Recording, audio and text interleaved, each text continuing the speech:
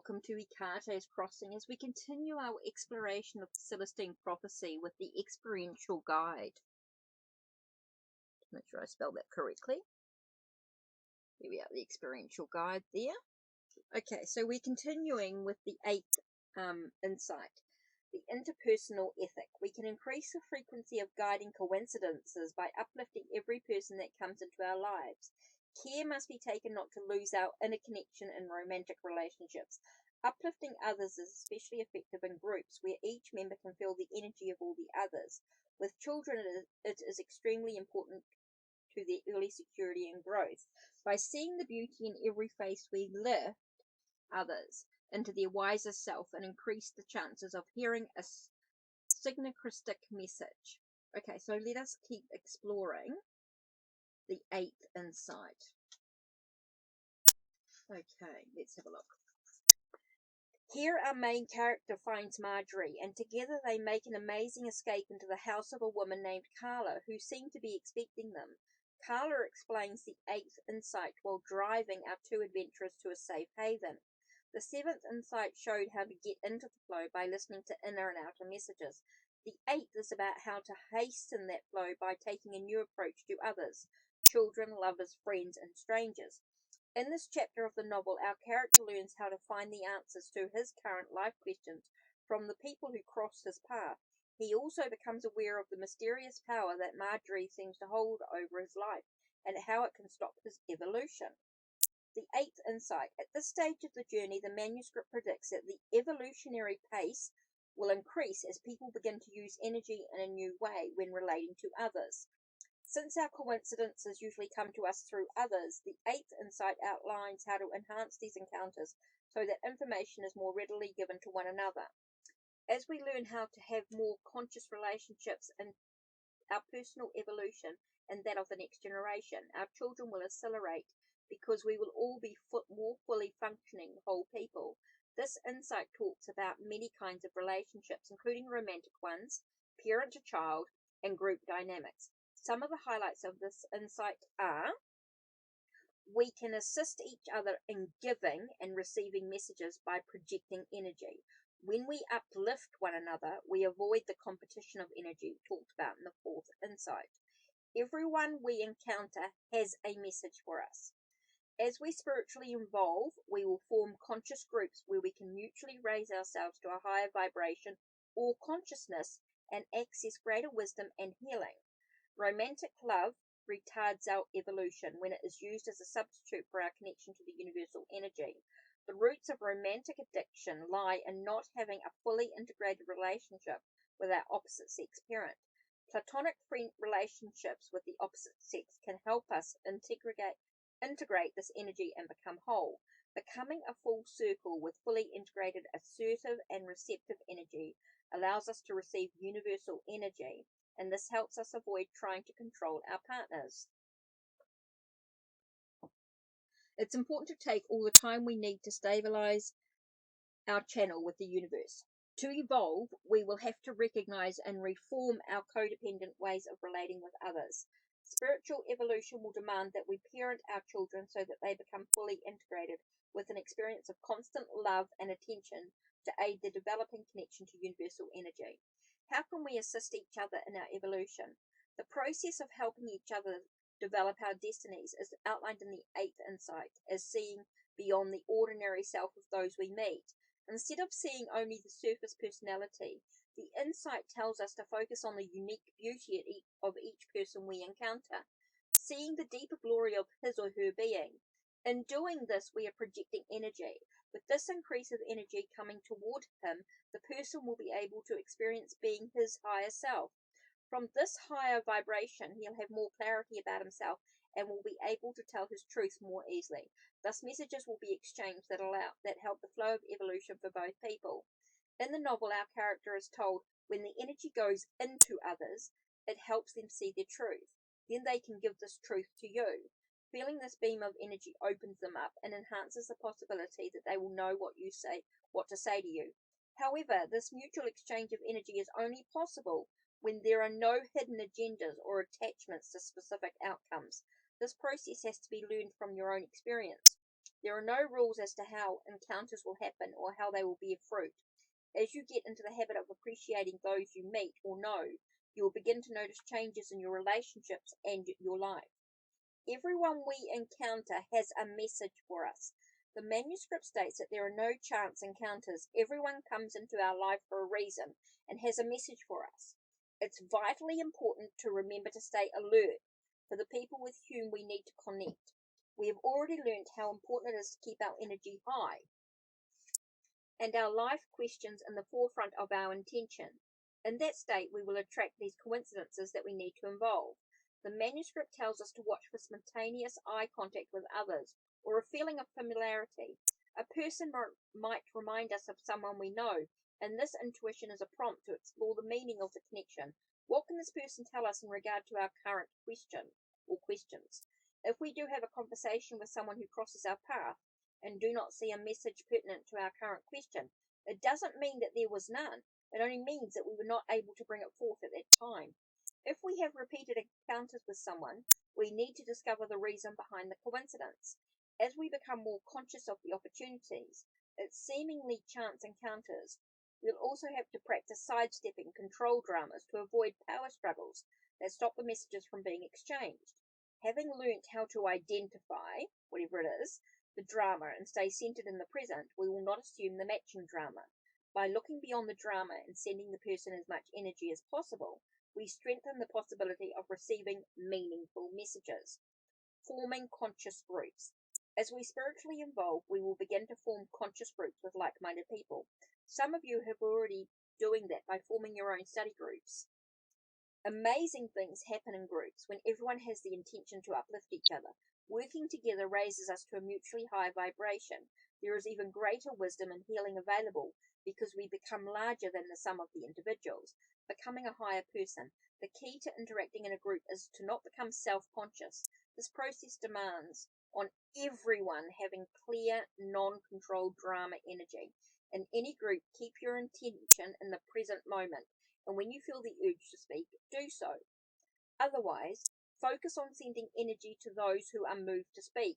In a conscious group, each person will have a portion of the truth at different times and will know when to speak it. Ideas will arrive in an orderly fashion. It will not feel as if you are thinking them up, as much as waiting to have them occur. With the goal of uplifting each other, you avoid the old ways of interacting, such as trying to sound brilliant, concentrating on your own thoughts instead of active listening, being intimidated, or trying to control the group. Everybody will have the experience of being filled with energy and being their higher self. They will have sharper intuition and a clearer vision of themselves. Using group energy, any group that is aligned in its purpose to uplift each other and engage the higher self can achieve amazing creativity. With an informal group of friends, you can begin to bring to the group any problem you are having for healing. The more specific you can be, the greater chance you'll receive relevant information. One man who had had prostate trouble for 15 years asked, "What do I need to know about healing my prostate condition?" Members of the group who had aligned themselves previously through a brief centering meditation began to bring through messages such as, "You've always been extremely centered on your intellectual prowess. This pain is a physical reminder of your inability to completely accept and use your body and not just your mind. And you have never allowed yourself to express anger with people outside your family. And you cut off your feelings, particularly with your anger, and minimize everything with sarcasm." Afterward, the group collectively sent him healing energy to use as he saw fit. This brings up the point that energy must be sent as a gift to be used for the highest good, with no specific outcome. In your group, encourage members to give as much detail as possible to the area of concern. Think of pain as a homing beacon, pointing to a nugget of stuck energy that has a story to tell. Certainly, we are not suggesting that you substitute group mind work for qualified medical help. This method is an enhancement to healing procedures and might illuminate supplementary information. There's a lot more research and literature that can be covered. Okay, read lots of books. There's authors such as Michael Murphy, Deepak Chopra, Leonard Laskov, MD, Richard Gerber, MD, and Carl and Stephanie Simpson are just a few. Problems in groups. As humans evolve, they will learn to master the techniques taught in the 8th insight. However, we are still working towards their evolution and might encounter problems as we work together. Remember that any group will have a combination of people with varying control drama tendencies. If someone has intimidator or poor me energy that monopolizes the group will become fragmented. What to do? Even if the group has a facilitator, it's important for each member to stay in touch with his or her feelings. If a person is talking at great length or dwelling on personal issues for an inappropriate amount of time, others must be willing to point out in a loving way that the energy seems to have become stuck. The overall objective is to let the group energy stay fluid so that messages may be exchanged. Ask others if they feel the energy needs to start moving again or in a new direction. Keep the issue as open and overt as possible and stay alert for a message within this problem. There is a tendency for aloof people not to speak up, and this might be a good opportunity for those people to practice verbalizing their thoughts. If there is someone in the group who is not accepted by others, there will be a tendency to focus on his or her irritating traits instead of seeing the deeper beauty of the person with which would give him energy. We actually drain his energy and do him harm when we dwell on the negative traits. If this person has a particular trait, such as being critical of others, then he is there to point out to the group their own potential for being critical. Each person has a message. If the group can talk about their feelings compassionately with the other person present and process within the group, there is a chance for growth for all concerned. If, however, the person continues to bring down the energy of the group, then it is within the group's right to ask the person to leave. Becoming addicted to the energy from romantic love. Up to this point in the novel, our character has been steadily increasing his ability to evolve. However, because he has not yet stabilized his channel for the universal energy, he is still vulnerable to trying to get energy from the opposite sex, in this case, Marjorie. In the novel, he experiences such expanded energy as a ripple of passion filled my body. I felt changed, energized when she was around. My body pulsated. I couldn't believe the amount of energy I felt in her presence and when she touched me. Think back to the last time you had that feeling. The 8th insight reminds us that each of us can delay our evolution if we become addicted to getting energy from another person instead of from our own divine connection within. For example, in the heightened state of falling in love, we feel energized and expanded. Suddenly everything seems alive, seems special. Colors are brighter, we feel smarter and more attractive, life has new promise. Wanting more of this buoyant energy, we decide we must have this magical person in our life in order to keep the connection to this feeling. When we limit our energy flow to this one person, we disconnect from our universal source and expect everything to be satisfied by the other person. These expectations sooner or later drain both people, and the old competition for getting energy begins again. Like hungry infants, we want our needs satisfied. We focus on the other person as the source of our problem and use our control dramas to intimidate, interrogate, become aloof, or cry, poor me, judging and blaming. We feel that we must have chosen the wrong person. If only we had chosen a better partner, someone who would automatically notice and satisfy our every need, we would not be having this problem. Childhood roots of the magical romance. A child is archetypically both male and female energy. Ideally, he or she will be nurtured by both parents' energies until he or she is independent enough to receive energy directly from the universe, which is already a union of male and female. Usually, a child identifies more easily with the same-sex parent, whose energy is easier to integrate than that of the opposite gender. Excuse me. For example, a young girl will resonate with the feminine qualities in her mother and will instinctively be drawn to her father in order to complement her own sex and make her whole. Doing this makes her feel complete and euphoric. The reverse is true for the male child. At first, she sees her father as magical and omnipotent. She thinks this energy exists outside herself and wants to possess him and direct and command that wonderful energy. As she matures, and with his help, she outgrows her child's view and sees who he really is, with all his abilities and limitations. By true identification, she can find this realistic energy within herself. In the ideal world, both the child's parents give her attention and energy, which allows her to believe that she will always have enough. She does not need to develop control dramas to get it.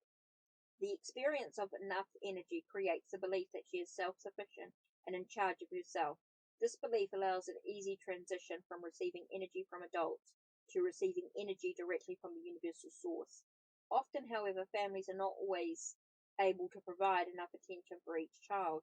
In this case, she must compete for emotional energy. If she is further neglected or criticized, she feels drained and struggles for attention through the control dramas. With an absent or intimidating father, she does not complete the important psychological process of integrating her male side.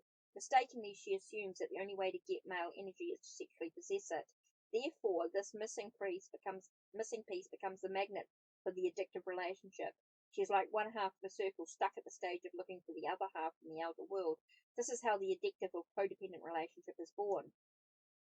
There's lots of books that talk about relationships and things like that, and I'm not going into a whole lot of detail about that.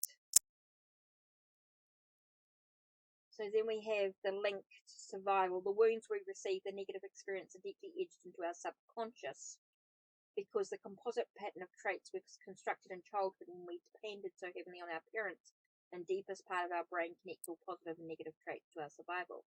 Therefore, when we meet the irresistible, someone who matches our inner picture, we begin to think our life depends on her or him.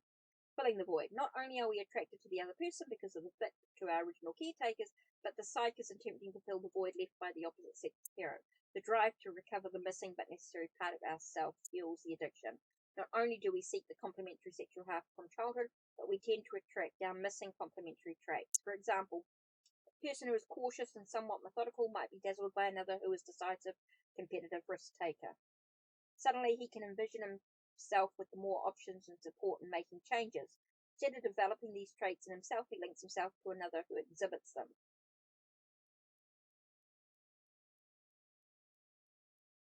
Okay, according to Hendricks, we enter the relationship with the unconscious assumption that our partner will become a surrogate parent and make up all the deprivation of our childhood. All we have to do is to be healed to form a close, lasting relationship. Healing the wound. It's no secret that a romantic love is not founded on logical thinking. If we were logical, we would choose people who are unlike the negative aspects of our parents and could compensate for our early wounds. However, the drive to gain energy and become whole is not a conscious choice as much as it is an unconscious need. If we view this drive as much as an attempt to heal the old wounds, then our attractions might make much more sense. Platonic relationships. The eighth insight suggests that if we have not had positive parenting with healthy role modeling, then we must strengthen our opposite sex energy by creating conscious platonic relationships. Getting to know how someone of the opposite sex feels and thinks helps us achieve integration and wholeness. This is best done with someone who is willing to reveal himself honestly and who is conscious of his own evolution. This helps us break our own projection of what we think the opposite sex is all about.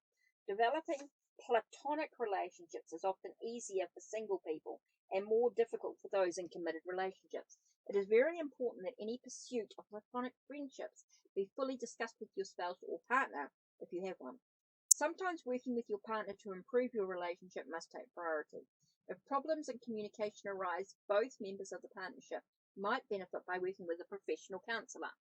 Do you have satisfying friendships with people of the opposite sex, or do you perhaps feel that these are less important priority? If they don't lead to a sexual relationship, are your platonic relationships with the opposite sex limited to the spouses of your friends? The manuscript suggests that we should resist the romantic fall into love and get to know the other person first without the sexual component. Getting to know well a person of the opposite sex helps us keep our own center. Once we've established true compatibility, we will be more likely to create a lasting friendship. The full circle. The eighth insight also tells us that in addition to being comfortable with the opposite sex, we need to be able to experience well-being and even euphoria when we are alone. We already saw in the fifth insight how our character felt when he connected with energy on the mountaintop. When we are able to stay consciously in the flow of universal energy on our own, we have moved into the unified state of both male and female energy. We have become the whole circle from within. How do you feel when spending time alone? What do you typically do when you're alone? Do you tend to refresh your energy in solitude or in the company of others? When was the last time you felt genuinely happy when you were alone? Stabilizing our connection to our inner center. This part of the insight says that as we begin to evolve, we automatically receive our opposite sex energy. However, we have to be careful. The integration process takes time to become established, and if someone comes along who seems to offer this energy directly, we are likely to shift all our attention to him. Once again cut off from our inner center, we regress to controlling behavior. Once we are stabilized, we won't be susceptible to abandoning our true source. Have you ever lived alone for any period of time? How long? Do you have a method for keeping your inner center? Those who sew, paint, write, tinker, exercise, or meditate know how nourishing it is to spend time with oneself. Stabilizing your channel requires listening to your inner guidance, feeling your feelings. Stabilizing is linked to self-worth and self-acceptance and the release of constant negative thoughts. Stabilizing means that you can recognize control dramas before you're caught up in them. You're able to ask for support from the universe without expecting someone else to take care of you. What is codependency? Relationships that are based on control and unconscious drives and needs of the target of the eighth insight. In the late 1970s, the word codependency first came into use to describe someone who lived with or was involved with an alcoholic.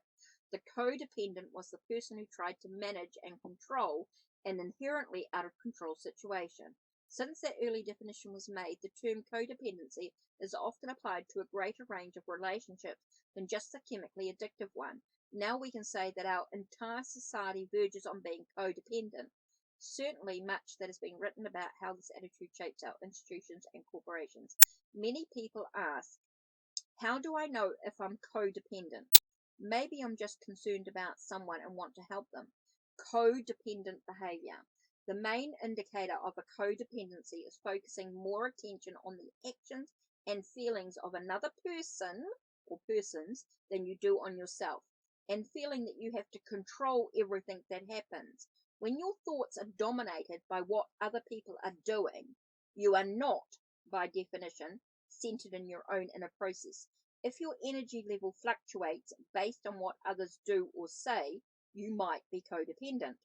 If you feel you have to monitor everything and make it work, you might be codependent. When you are struggling to control, you are not allowing the synchronicities of the universe to help you to develop. For example, one woman revealed, my husband was always the flamboyant type and didn't have time for mundane things like paying bills and taking our dog for a walk. I felt like somehow it was more important for me to take care of these little things so that he would not feel tied down. There are many times when I felt I couldn't take the time to go out with my own friends because I knew he'd want me to be at home when he got there. Now I see, here I was doing these things to keep him from leaving me. And in the process, I just gave over my own life. I kept waiting for the time when he would settle down, and he never did. A man who lived with a woman for 5 years said, I really became obsessed with everything she did. I wanted to know exactly when she'd be home. I hated her taking night classes and really got on her case for taking some weekend seminars. Whenever she was not with me, I felt abandoned, but never would admit that. I had to make her wrong just for living her life. A 55-year-old woman had this to say, my mother always called me her best friend, and I kind of took care of her from the time I was about 7. She was moody and drank in the evening until she fell asleep. It was only then I felt I could read my books or call a friend. I went through college, but I called home every day and felt very anxious when she started to have bad health. I married a man who was very much like her, and then I had 2 of them to worry about. All my life I've just felt like something was breathing down my neck. I always just felt like I was waiting to have my life. The idea that I'm now free to do anything I want is almost threatening. I've been in therapy for a year now, and have lately been intrigued by a couple of coincidences. I think they are pointing me in the direction of starting my own pet grooming business, which I've always wanted to do. Themes of codependency. These stories illustrate some common elements of imbalanced relationships. The focus is entirely on the actions of another person. There is need for energy from the other. Control is a major behavior. The codependent's own life is somehow on hold or stuck. The person has lost sight of his own goals. The relationship has rigid roles and expectations. The feeling of being drained is strong. The eighth insight is very clear in stating that in order for us to move ahead in our evolution, we have to be willing to recognize where we have these codependencies and be willing to change our connection to these people. For more suggestions on how to recognize and work through codependency in relationships, you can start diving deeper into this book if you can find it. Definitely recommend getting a secondhand copy if it's not available brand new. experiential guide. Right, true romance. What will it feel like when we're ready to have a romantic relationship? As the insight has told us, we have no hope of having one that will not sooner or later turn into a power struggle until we have done our own psychological healing work and live from our spiritual connection. You'll be much closer to having a relationship you want if you can live satisfactorily without a relationship. Don't try to fill yourself up with energy from another person. Don't need to control the actions of the other person. Know how to stay centered in your own energy. Honestly know what you are feeling. Communicate without blaming and manipulating. Don't use your control drama. Can stay detached from your lover's problems. Are open to the messages of coincidences. Feel comfortable being both assertive and receptive, and can work towards your own goals. Parenting. Boy, I love my new paint set, 6-year-old, and I just love this big mess you made. Get to your room this minute and don't leave until I tell you to leave, Mum. The need for unconditional available energy. The eighth insight stresses that children, as the end points in evolution, need unconditional energy flowing toward them in order to evolve. In order to thrive, they need to be around adults who can give them physical, emotional, and mental nourishment. As the insight points out, draining their energy while correcting them creates control dramas. To develop into successful adults themselves, they require one-on-one interactions with people of higher levels of maturity. Children learn to trust the world and their own place in it when they are spoken to honestly, included in conversations and decision-making appropriate to their level of understanding. Problems that children are experiencing today are the outgrowth of the profound change in parenting. In the past 6 decades, the urbanization of our society has completely altered the foundation of how children learn to become adults. Up until the 1930s, children were predominantly raised in families with a range of adults at various stages of life: uncles, aunts, cousins, parents, grandparents, spending as much time as 3 or 4 hours together. About 70% of children were raised in the country. They worked alongside parents and participated in the daily matters of life. Today, the interaction between child and parent has been reduced to a few minutes, and this is often mainly spent in assigning tasks or negative and accusative dialogue. Where have you been? Why don't you do your homework? Put away your clothes. In many cases, the child does not feel unconditional love or acceptance, and at best must compete for his harried parents' attention. There's lots of books in regards to parenting children. Raising Self-Reliant Children in a Self-Indulgent World by H. Stephen Glenn and Jane Nelson. Echoes of the seventh insight, these ideas reiterate the importance that children must learn from adults, and that we must be willing to give them one-on-one attention. Self-worth. Not only are children often left to fend for themselves as parents work, but their self-esteem also suffers from a lack of meaningful activity.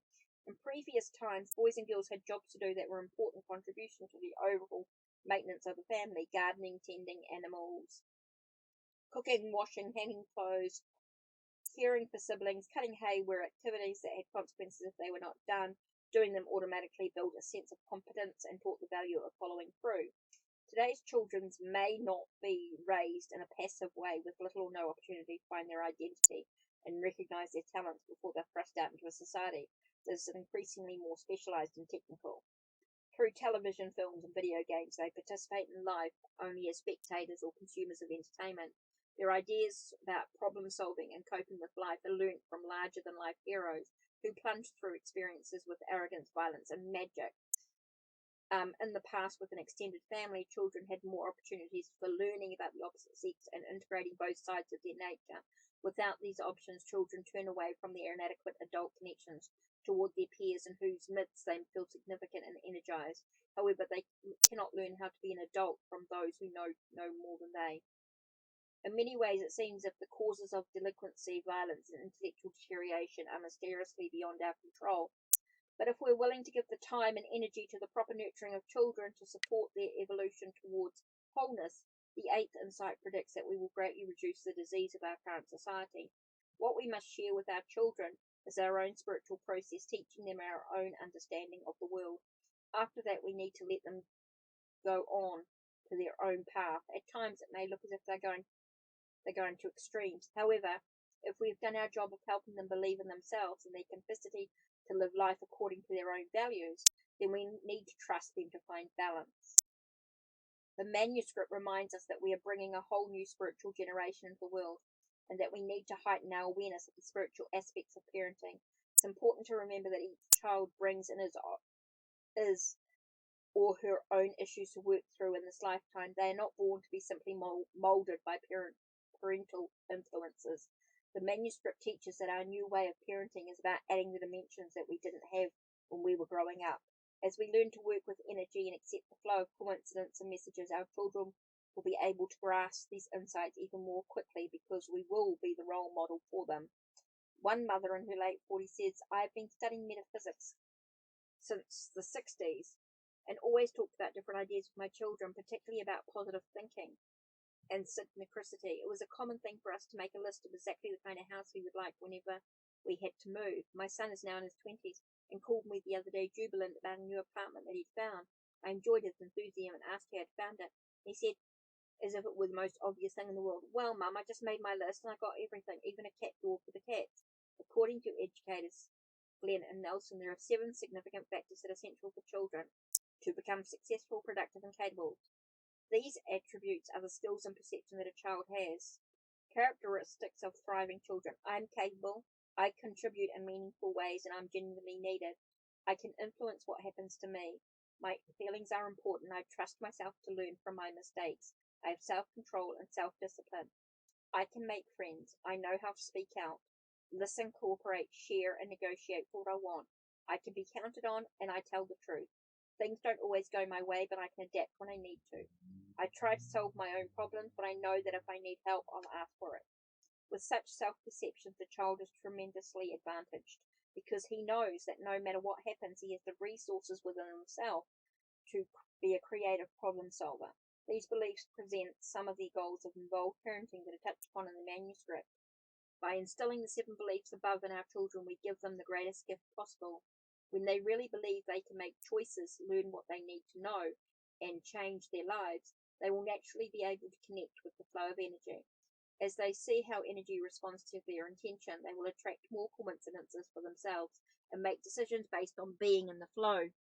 Filled with energy and a higher degree of trust in themselves and in the universe, they will be more likely to find and fulfill their purpose. What adults can do today for children. We need not wait for a particular day to dawn when we will all begin practicing these new behaviors with children. We offer the following suggestions for parents, but these ideas can be used by anyone. Even if you do not have children yourself, you will no doubt have special friends who have children with whom you have become involved. Assisting children to become whole adults. Be there for them. Plan to have only a number of children for whom you can provide consistent quality one-on-one attention. Remember, your purpose is to give them enough attention, energy to make the transition to wholeness on their own as adults. Treat these little people as spiritual beings with a destiny to fulfill. You can give them their start in life, but you cannot control their destiny. Give them respect. Speak to them as human beings with a higher self. Hello, Molly. Looks like you're having fun today. How are you? Acknowledge that children have rights to know the truth, to be cared for, to be taught how to be an adult. Insist on certain behaviour that is for their best interest, health and safety. We always wear our seatbelts. Set clear boundaries while they're under your care and supervision. If something unexpected comes up, be sure to call and let me know no matter what. Be clear about where you stand on issues. For example, I feel that it's important to remember that other people have a right to live their lives in ways that are different from ours. Be open to their individual needs, knowing that they were born with their own issues to work through. Although parenting is the most significant influence on the child, it is still not the only one. One mother told us, "My 4-year-old's nursery school teachers think he may need special education because he's not relating to the other kids or communicating easily. I think he is even more withdrawn and shy than I was at that age. My parents were always pushing me to smile more and be more extroverted. They made me feel it wasn't okay to be me. I don't want to repeat that cycle." Share your own spiritual process as much as it is appropriate to their age level. Mummy needs about 15 minutes of quiet time right now. I need to sit with my eyes closed and think quiet thoughts. Give them explanations of the choices you are currently making as appropriate to the maturity level. For example, we're going to be moving to a new town. Let's find it on the map and talk about what we might find there. Be open to them modifying your idea of reality. Be willing to learn from them. Discuss family issues or problems. Keeping troubles to yourself denies your child the truth of what is going on and any wisdom you're able to share on the subject. The tone of this kind of discussion should avoid any poor me elements and would be appropriate to the age level. For example, I know you've been asking for new shoes. The reason we haven't bought them yet is that we have only so much money, and most of it's going and taking care of our household. Let's sit down and see how much we could save for the shoes and how long that might take. What kind of shoes did you have in mind? But bring children into the issue and give them the opportunity to participate in the solution. Give children meaningful roles and chores in running the household. Don't do everything for them. Studies have shown that children who experience themselves as capable in handling significant tasks have better health and accelerated development. Don't be too quick to rescue. Obviously, we're not talking about life or death situations here, but in general, children are far more capable than we give them credit for. Give them a chance to learn from their mistakes without making them feel stupid or worthless. Encourage them to ask what happened in the situation, what they felt about it or learned, and what they would do differently next time. Refrain from draining their energy and making critical remarks. Acknowledge that life depends on taking some risks and having some failure. Experience is often a better teacher than authoritarian parental explanations. Remember that people move ahead to new levels only in a supportive environment. Ridicule, humiliation, and corporal punishment are not acceptable parenting techniques. Be open to a child's point of view. Be a good listener and don't assume you know what he's talking about. Encourage a sense of humor in your child that is not based on the ridicule of others. Give specific praise and encouragement often. You really are a dependable person. It's great that you get up every morning and get to school on time and are still able to make your own lunch. Don't forget that your children will be important mirrors of your own issues and be willing to notice how their behavior might be telling you something you need to know about yourself. The most important thing you can do is support your own and others' children's and listen to them. Take them seriously and acknowledge their personal worth. You can create help networks to help parents. Okay, I'm not going to worry about all that stuff. So you can connect with other parents and do a network to help each other and that sort of stuff. Okay, summary of the eighth insight. The eighth insight is the awareness that most synchronicity takes place through the messages brought to us by other people, and that a new spiritual ethic towards others enhances this synchronicity. If we're not competing with others energetically and remain connected to mystical energy within, then we can uplift others with our energy, focusing on the beauty of every face, seeing another person's higher genius. The energy we give when we speak to the higher self lifts the other person into a fuller awareness of who they are, what they're doing, and so increases the possibility that a synchronistic message can be conveyed. The uplifting of others is especially important when interacting within a group, where the entire group's energy can enter whoever is intuitively moved to speak. Also important is using this ethic when caring for and interacting with children. To uplift children, we must speak to their higher self-wisdom and treat them with integrity. In romantic relationships, care must be taken that the euphoric love connection does not replace our connection with mystical energy within. This love euphoria always degenerates into a power struggle as both people become addicted to each other for energy. Okay, that's it from me for today. Don't forget to check the links down below, check the links on my channel, like, subscribe, and ring the bell so you know when the next video will be uploaded. Take care and blessed be.